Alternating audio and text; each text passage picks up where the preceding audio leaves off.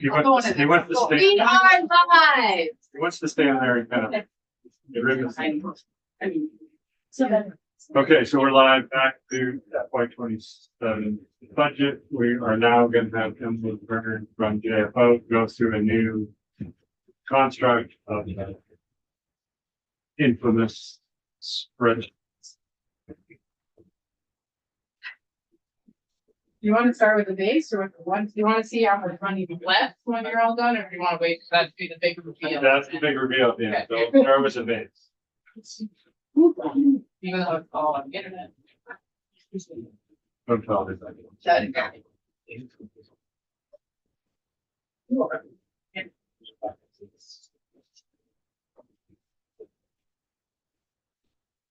Hand this out.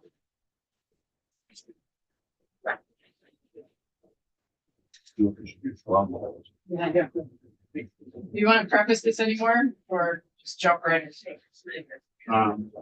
Yeah, this was my efforts to get it to a balanced budget. I left a little bit of money there. If there's things that we need to add, either you disagree with things I did, so you really want to have something in or taken out. And we have questions. So it's not a final budget by any means, but this is trying to get us to a balanced budget that we could vote on, straw vote on tomorrow. So we'll go through it, then we can have it. We'll have Emily go through not all of it, but because we've a lot of stuff we talked about, but the changes. Any notes, if we're done, we can ask questions. Then we'll, if anybody has any base additions or comments, we'll do that, and then we'll go to the one time to do the same thing. Does that make sense? Yeah, and we will share on the screen so people can see.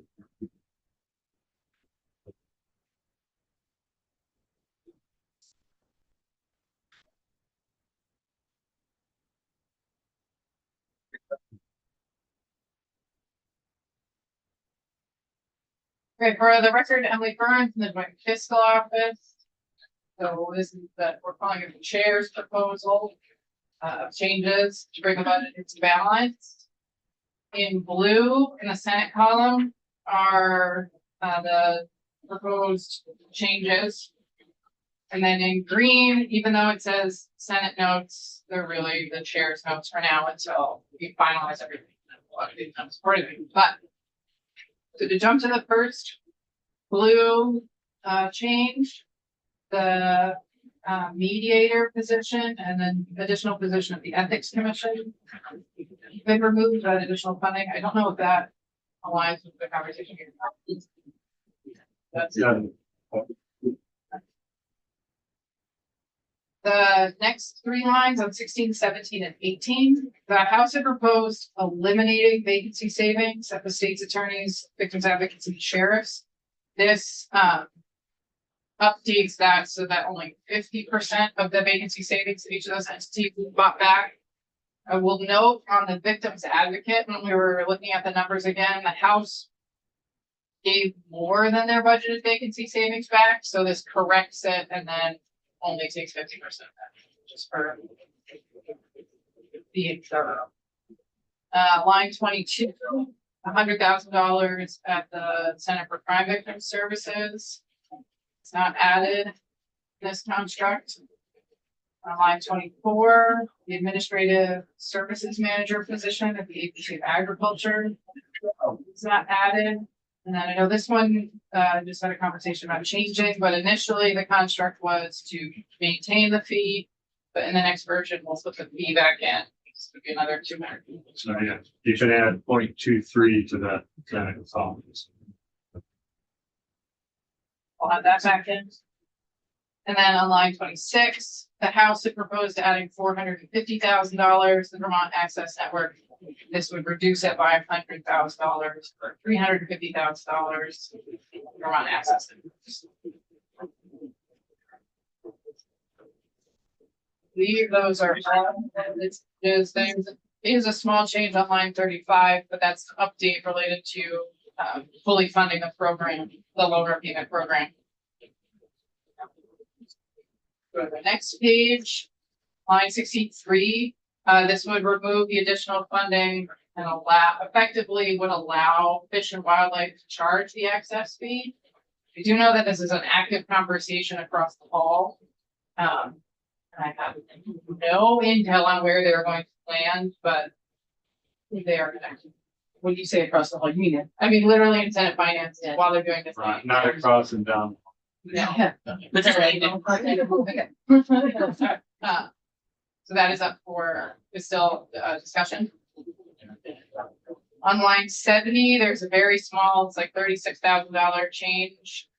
Based on, if we're gonna update the seat sections in the technical letter, based on the technical letter, we can reserve slightly less money in the budget stabilization reserve, so that's updated, and that will flow until the C-section is done. And on the bottom, they're not highlighted yet, but I think there was still some question about line 75 and 76, those bills are where they're at. We've left funding in this construct, but not sure where those are at. Those are at. But throughout, the other big assumption that this makes is that, again, your colleagues across the hall have the same, this assumes the same position as the House for changes related to miscellaneous tax bills, so that will have to be updated if there are any changes to the proposal from the House. In Senate Finance, according. That leaves $28.1 million of base funding available for one-time investments. A little bit more than the House, slightly less than the governor. That's a good question. Yes, I just want to clarify, so on line 32, this with the VAs, that's not include parent child centers that are. No, it's not. It's not, is there? Is there? yeah, it's some on the one time. Right, and I believe we're all aware, this does not include the changes that Senator Lyons proposed. But the next version would add those in, if that's what you want. And is it roughly at the same Yes, rates? her changes were net neutral. Although it's net neutral total, but her base appropriation is lower. Looks like on here, like 730,000. So for those of you that care, like the Commissioner Gresham probably does, that on the bottom line, line 94, we're spending less than base. We have 28 million to go to time, so number like that. The governor at 30, House at 27. So we're kind of in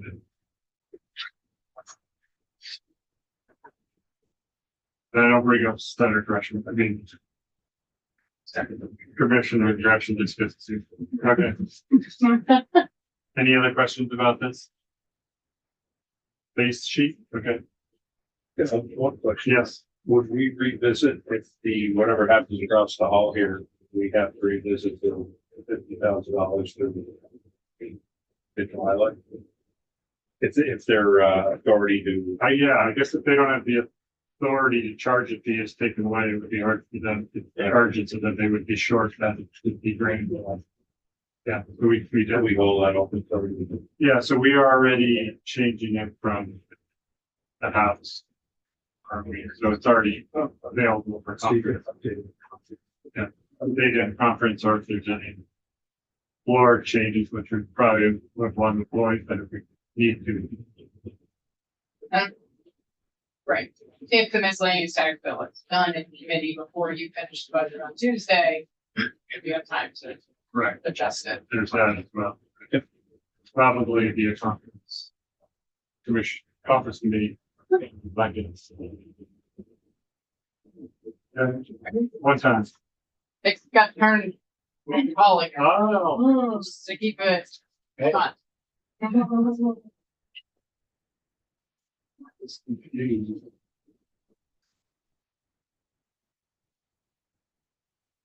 That's.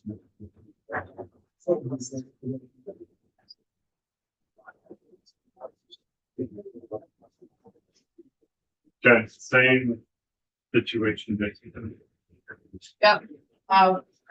Starting on line 4, one change, this assumes that you take all of the 9.55 million from the tech mod fund, but then start a contingency list and fund 50% or whatever you decide to put on a contingency list of the tech mod fund interest comes out of the fund if there are extra general funds available at the close of FY 26. I will flag, we don't know. It's April 16th. We don't know how income tax receipts and how the general fund is really performing for later next week in all likelihood. So while the proposal puts it on the contingency list, we don't actually, I can't confirm or deny whether or not there's actually going to be any projected money on said contingency list, but just put that out for now. The next change in this proposal is on line 20, to eliminate the additional funding for the legal aid helpline. On line 24, reduce the VOREC grants by $300,000 to an additional $200,000 on top of what's already in the base budget. I own the yellow highlight on row 27 for the rental arrears program. That's just highlighted. We're unsure about what's happening with 772, whether or not that will move. That's just a reminder that that depends on another bill. Line 30, $2 million for the rural industrial development program. Sorry, that question mark should go away. There was an appropriation made to the rural industrial development program several years ago for $5 million. This would add $2 million to that program. On line 31, I know this isn't highlighted, but want to point it out because you'll see it below in the House version of the bill. There was a transfer of $1.35 million to the Community and Disaster Relief Fund to help with Northeast Kingdom towns that didn't receive FEMA funding. Per conversations with the administration, the change is to, rather than transfer it to that special fund, is to do a one-time appropriation to the Agency of Transportation from the general fund. So that changes, that just moves that as net zero change. Line 32, $300,000 for non-emergency medical transports. I understand it's $400,000 in the T-bill. This contract funds at $300,000. Line 35, there was $800,000 to the Department of Health for the recovery centers. This would propose to move that to opioid funds and fund it at $400,000. That's everything on the side of the sheet. Yes. Couple of questions. 27. Was this in last year? Is this something new or? I don't believe it's new. So they've had it in there in the I past. believe it's been in the past, yeah. Okay, then on line 16, parent child centers, this was in the base, right? Correct. Why is it in a one-time updation? What's the reason for that? Remember, yeah. My understanding is in the House, the governor proposed to reduce the base budget. Yeah. The House wanted to fund the program, but didn't want to put it in base because just financial uncertainties down the road. So decided to fund the program one additional year with one time fund. All right. Next page.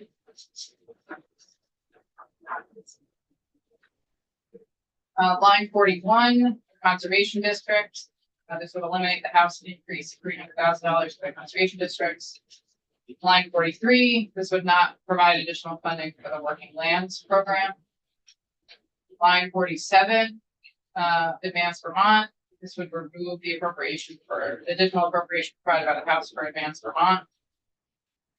The line 49 would remove the additional funding for Vermont Municipal Technical Assistance at VCRD.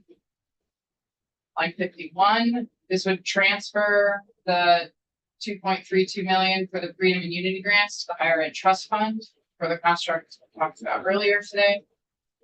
Line 54, this would fund the study for the Group G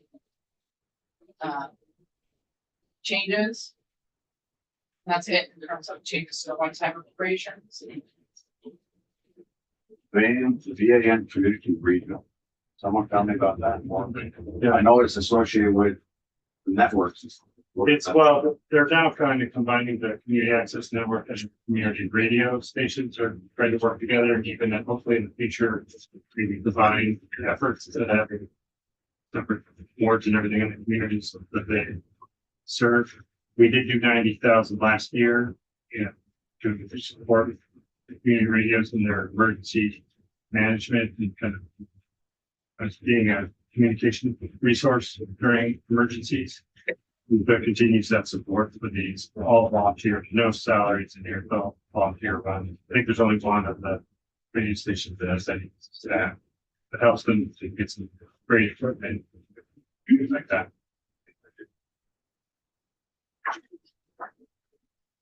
We're gonna go back. We're done. Yeah, we can go, so you can do it now, or we can do it when we're done. We're done. Can I flag one thing? If, and I think this goes back to the base sheet. If there is a little extra money, when we're done, I would love to restore the $100,000 to the access network. So it's reduced here from 450. What line is that? That is on 26. So if it turns out we have 100,000. Well, it all depends on what we found, what they haven't. Yep. But just. Okay.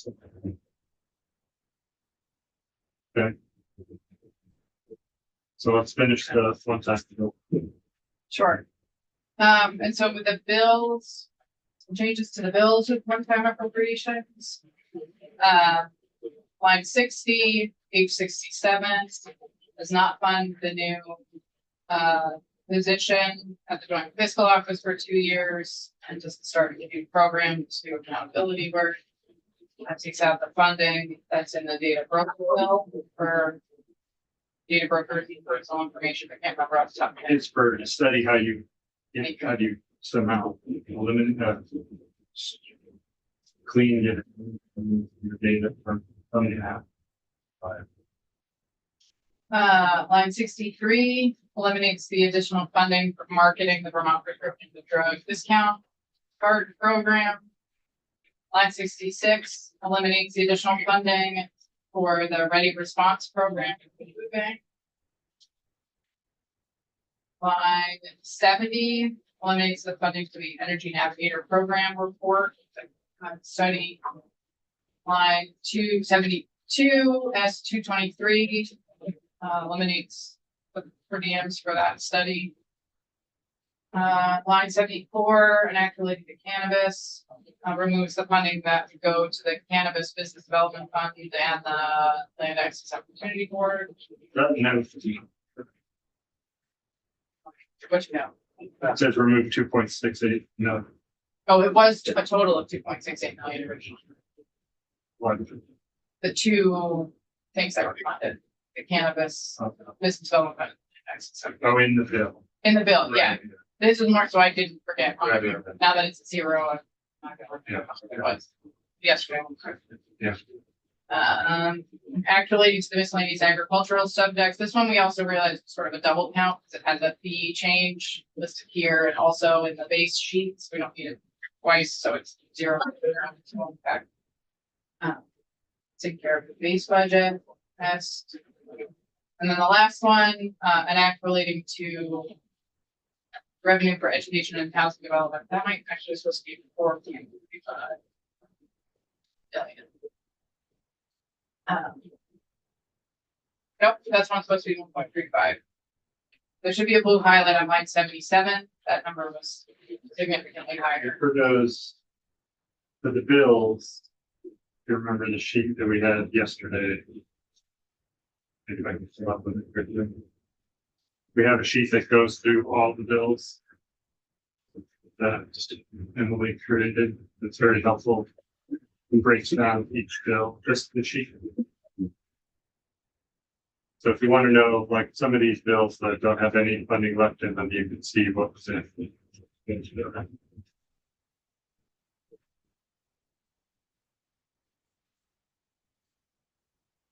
Okay, well, there's still a little more.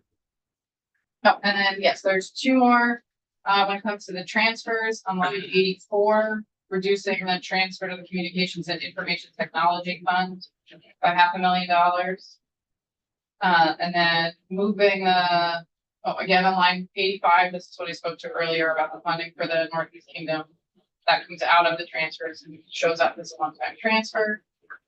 And then on line 86, the Farm Security Fund, $1 million go to the contingency list. You see that leaves 1.65 million remaining on the bottom line. So to your point about the van, yeah, that could be used for that. Yeah. Okay. Senator Westman, did you have something? Just say, if you get a chance to look at the previous. Yeah. I wanted to make sure that if there's moving to the local food shelves. For me, we are all volunteer, where everybody, by this third week of the month, people to make sure we have a food. It's where the young families go, where they, when they can't find coke at the end of this week. And so I mean, we need to look and I'll make sure. Yep. You would be being consistent. If you Yes, I mean, Okay, did you have something? Yeah, on if I can hear you, on 47, we've zeroed out Advanced Vermont, and then we funded them with one-time funds in the past. I think it was 150 last year. And originally, I think a couple of days ago, I spoke about the 200 not being enough to keep the doors open. Since then, I've had conversations with them, and it would not be easy to keep the doors open, but it would make it at least possible for them to see contributing funds from outside of the organization, instead of the state. So I would have to start under that. Do you want to say, talk about the, I do want to talk about that if you're ready to do that now. Yeah. Somehow the LCI funding got left out of everybody. not everybody knows what FCI. Lake Champlain International Derby, which brings in a pretty good amount of money. The tourism industry and the meals receives, and it's a big event and a great organization. We funded them in the past. It's only $30,000. It's been that forever, but it allows the LCI to function, and it got left out of the little confusion, I think, with the Fish and Wildlife budget last year. I think it appeared in the appropriations bill last year, and there was an assumption that it's going to be funded by Fish and Wildlife this year. It wasn't. So, see that. You're gonna ask about the wall. I was gonna ask, is this interchangeable with the walleye? Is that overlap with the walleye? They don't overlap with the walleye. That is in the budget, in the In the capital. wildlife budget. There's an official wildlife from the capital. No, it's in fish wildlife this year. Oh, great. Yeah, finally, Yeah, cool. finally, good job. Hey, good job for that. Oh, yeah. And if you want to know a little bit about the Walleye Association, I can give you. a brief- Actually, I'd rather just support the LCI. It's a little fishy. I figured you might. So, yeah, that's it. Okay. Yeah. So yeah, we don't have to make decisions on all of these. Give people time to look it over. Look at what was cut, if they want to not have it cut, if they want to cut something else. We do have that money on the bottom of it. Yes. Someone just refresh my memory on line 64. I know it's not positions, but How did they come up with the $380,000? What is this damn safe? I don't even know what it is. So there's bill about, creates a pilot project for, a dam, has an emergency action plan, should it fail, that lives with the owner of the dam. But if something, particularly like high hazard dams where there's probable loss of life, should the dam fail, that would require the coordination of multiple, potentially multiple municipalities downstream. And so there's an emergency operations plan that, municipalities are supposed to have, handy in case of, dam failure. And to be fair, they're not coordinated. They don't, there's no, a lot of these municipalities don't have emergency operations plans. And so this is built to create a pilot, with 2 dams across, somewhere in about one big one sort of medium sized one that, would be an exercise to figure out how do you create coordinated emergency operations plans for, in the case of dam failure. And that could serve as a template that could be used across other dams throughout the state. I think template's better than the pilot, but it's creating these templates that other That's- structures could do. I assume it's being done by existing staff at A&R Dam Safety Division. Yes, and it's actually, most of the burden falls on emergency managers. Thank you. Yes. Sir. And this is money that was in the house. The house did have that, yeah. Yeah, the house, okay, that's what I thought, and then, we're taking testimony.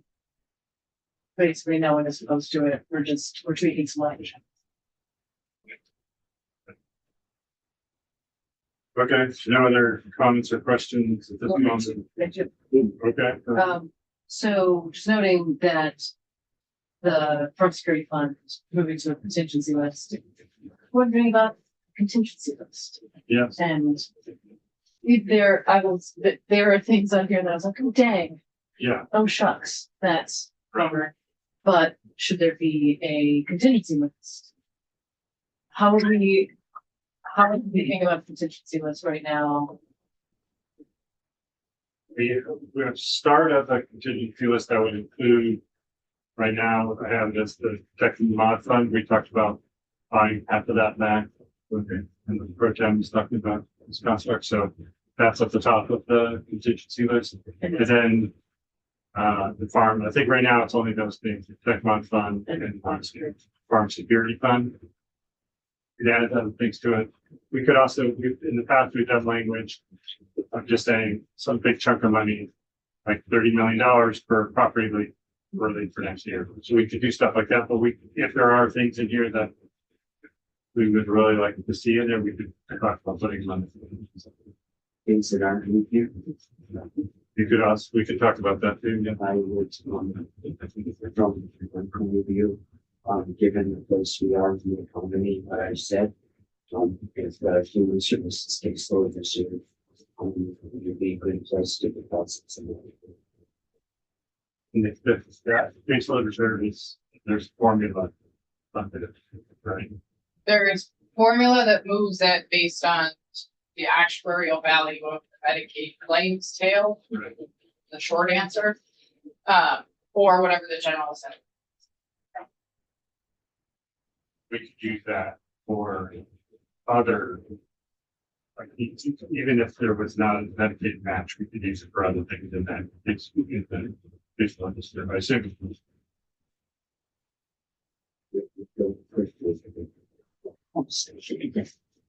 Or we could just, we have some money still set aside that we've been disciplined and not, that we put aside for federal impacts last year. We could have a contingency list that any other money, other than other things, to go to that in just the case of a documentation. Okay, so the plan is, people think about it, we will talk, look, but then also tomorrow goals to finalize things, have a straw vote on what we have something in front of us like these spreadsheets to straw vote on so that JFO can finalize the clean copy of the bill that we vote on Tuesday. There's also several when we went through the web report and some of the language with Brady, we skipped because Senator Lyons wasn't here, but if she's still not here, we might just have to say, we'll have to trust Richie or Senator. And that's it, like, are we just gonna? Not really on communication position. So the whole, for the whole AHS budget, which is the largest part of general fund, we skipped all of it. So At Senator Lyons would trust. I missed half of that, but I hope the word trust was in there. So yeah, when there's a couple other outstanding things that we said, we were going to talk about later that we need to talk about. So, but hopefully we're not here late Friday. So we're thinking we can do that pretty quickly. We'll be here until we finish. Good. If that's all, then we can